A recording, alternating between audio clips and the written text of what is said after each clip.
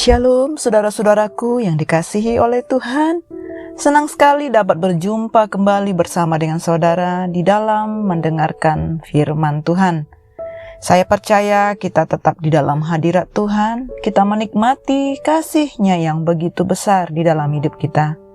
Nah saudaraku, pada pagi hari ini kita boleh kembali dapat menyenangkan hati Tuhan. Kita memulai aktivitas kita dengan mencari Tuhan.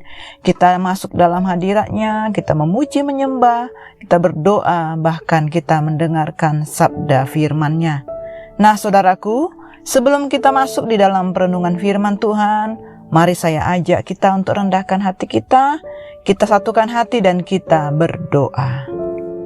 Bapa kami yang di surga, dikuduskanlah nama-Mu. Datanglah kerajaan-Mu dan jadilah kehendak-Mu di dalam hidup kami seperti di surga. Kami sungguh bersyukur ya Bapa, kalau saat ini kami kembali datang kepada Tuhan. Kami rindu mendengarkan firman-Mu, urapi setiap kami. Penuhi kami sehingga cinta akan firman-Mu semakin lebih lagi di dalam kami.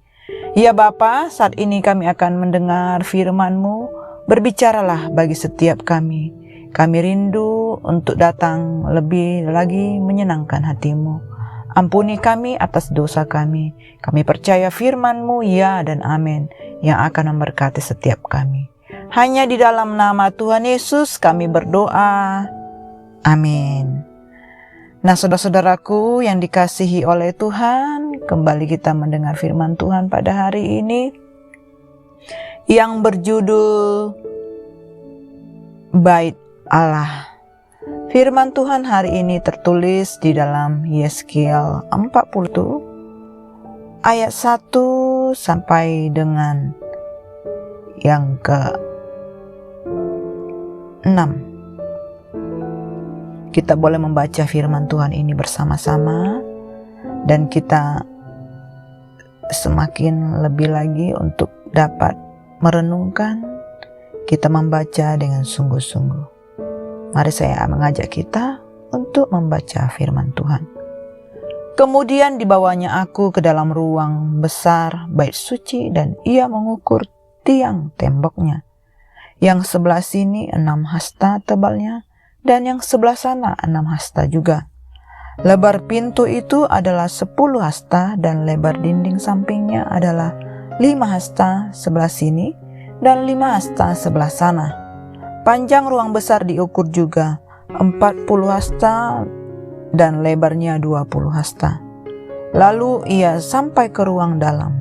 Ia mengukur tiang temboknya, tebalnya 2 hasta dan lebar pintu sendiri 6 hasta dan lebar dindingnya sampingnya 7 hasta sebelah sini dan 7 hasta sebelah sana.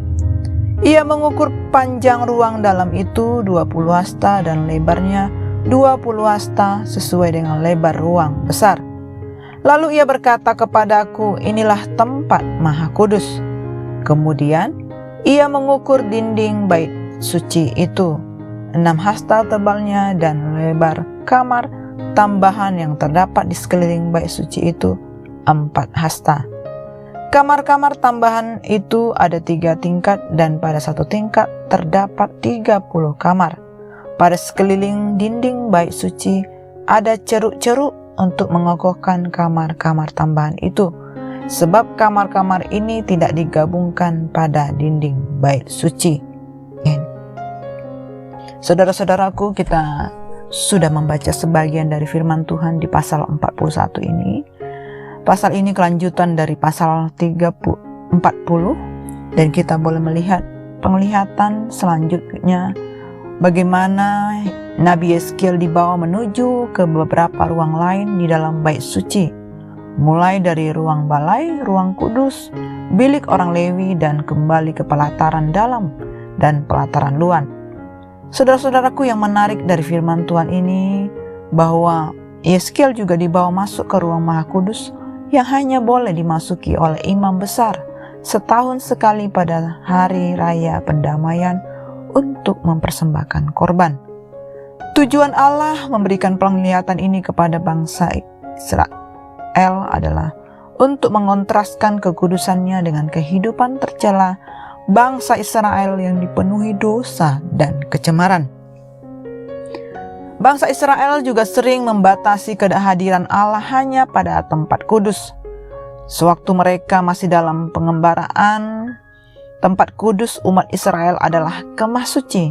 Di dalamnya terdapat tabut Tuhan yang menjadi simbol kehadiran dan penyertaan Tuhan. Kemah suci ini juga dijaga kekudusannya melalui suku Israel yang ditunjuk Allah pada hal itu. Setelah menetap di tanah Kanaan, bait suci menjadi tempat ibadah. Konsep bangunannya sama dengan kemah suci, hanya bait suci bersifat permanen dan megah.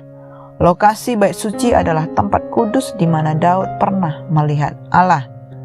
Saudara-saudaraku, Nabi Yeskiel mendapat penglihatan akan bait suci yang baru sebagai penghiburan bagi umat yang sedang menderita. Dan penglihatan Yeskiel sangat detail sampai kepada ruang Maha Kudus, yakni tempat ruang Allah bersemayam. Letak ruang Maha Kudus yang terlindungi oleh ruang besar yang disebut ruang kudus menunjukkan bahwa ruangan tersebut tidak dapat dimasuki dengan sembarangan. Nah, saudara-saudaraku yang dikasihi oleh Tuhan, fokus kita di dalam penyembahan sebagai orang Kristen berpindah dari bait Allah kepada Tuhan Yesus Kristus sendiri. Karena karena Yesuslah bukan bait Allah yang mewakili kehadiran Allah di tengah-tengah umatnya. Yesus Kristus adalah firman Allah yang menjadi manusia, dan di dalam Dia berdiam seluruh kepenuhan Allah. Saudara-saudaraku, sesungguhnya Yesus sampai saat ini mengatakan bahwa Dia adalah bait Allah. Dengan korbannya di kayu salib, Dia menggenapi semua persembahan yang dilaksanakan di bait suci. Karena Tuhan Yesus sendiri merupakan perwujudan makna dari bait suci, dan karena gereja adalah tubuhnya, maka kita, gereja, disebut sebagai bait Allah karena didiami oleh Kristus dan Roh Kudus. Saudara-saudaraku, melalui Roh Kudus, Yesus Kristus berdiam di dalam gerejanya dan menuntut agar kita sebagai tubuhnya adalah kudus. Sebagaimana di dalam perjanjian lama, Allah tidak dapat membiarkan pencemaran bait-Nya. Demikian pula kita menyatakan bahwa Allah akan membinasakan semua orang yang membinasakan gerejanya.